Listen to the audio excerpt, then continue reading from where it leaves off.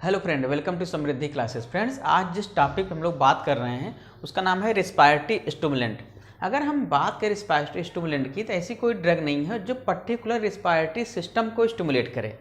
तो ऐसी ड्रगें होती हैं जो क्या करेंगी कि सेंट्रल नर्वस सिस्टम को स्टिमुलेट करेंगी, साथ साथ रिस्पायरेटरी सिस्टम को स्टिमुलेट करती हैं। तो हम यहाँ पर बात कर रहे हैं रिस्पायरेटरी स्टिमुलेशन की। तो अगर हम बात करें कि the term analeptic derived from the Greek word, यहाँ पे एक वर्ड आता है जिसे बोलते हैं एनालेप्टिक, वो ग्रीक वर्ड से डिराइव्ड है जिसे बोलते हैं एनालेप्टिकोज।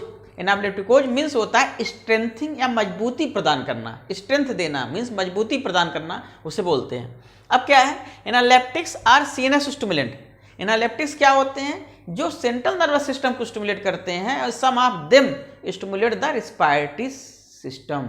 उसमें कुछ ड्रगें ऐसी हैं, some of them stimulate respiratory centre in the medulla. उसमें कुछ ड्रगें ऐसी हैं जो सेंट्रल नर्वस सिस्टम में मेडुला में क्या करती है, रिस्पायरेटरी सिस्टम को स्टिमुलेट करती हैं।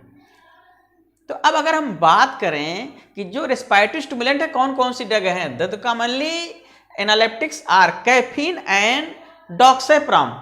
डॉक्सेप्राम और कैफीन दो ऐसी ड्रगें हैं जो रिस्पायरेटरी स्टिमुलेंट के लिए यूज की जाती हैं।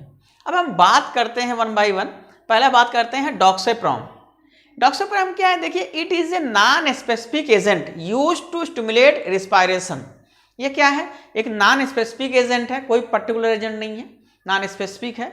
तो क्या करते हैं, रिस्पायरेटरी सिस्टम को स्टिमुलेट करने के लिए इसको यूज किया जाता है। अब क्या है कि अगर हम इसको यूज करते हैं तो अगर इसका जो कन्वर्जन जो डोज है वो 50 mg है, कन्वर्जन डोज 50 mg है, और रिस्पायरेटरी स्टिमुलेंट 25 mg पे है। और इसका जो सेफ्टी होती है, मार्जिन ऑफ सेफ्टी होती है, वाइडर होती है। इसकी मार्जिन ऑफ सेफ्टी क्या होगी, वाइडर होगी, मीन्स ज़्यादा सेफ ड्रग है ये। अगर नैरो होता तो क्या होगी, ज़्यादा पोटेंट होती। अगर हम बात करें इसके साइड इफेक्ट की, साइड इफेक्ट इसके क्या है, टैचिकार्डिया है, एराइथमिया है, हाइपरटेंशन है और वोमिटिंग है। ये आपको अगर हम रिस्पायरेटरी स्टिमुलेंट ले रहे हैं तो ये साइड इफेक्ट हमें मिलेंगे। मीन्स कौन कौन से, टैचिकार्डिया, एराइथमिया, हाइपरटेंशन और वोमिटिंग। अगर हम बात करें कि कंट्राइंडिकेशन किसके साथ है, तो कंट्राइंडिकेशन इनका जिसके साथ है वो है आपका hypertension and coronary arteries disease. क्यों इसका कंट्राइंडिकेशन है, क्योंकि हमने बताया कि जब आप रिस्पायरेटरी स्टिमुलेंट ले रहे हैं तो हाइपरटेंशन काज करेगा। अगर हाइपरटेंशन का पेशेंट है तो एक्सेस में हाइपरटेंशन काज होगा, ठीक है। तो ये क्या है कि हाइपरटेंशन के पेशेंट में कंट्राइंडिकेशन है। तो पहला हो गया हाइपरटेंशन, दूसरा हो गया कोरोनरी आर्टरीज डिजीज। ऐसे दो कंडीशन हैं जिसमें क्या है कि आपका जो रिस्पायरेटरी स्टिमुलेंट की ड्रग है डॉक्सेप्राम है वो क्या है, कंट्राइंडिकेटेड है। अब हम बात करते हैं कि जो डॉक्सेप्राम एंड कैफीन सोडियम बेंजोएट है, दो ड्रग हमने बात किया था यहाँ पे।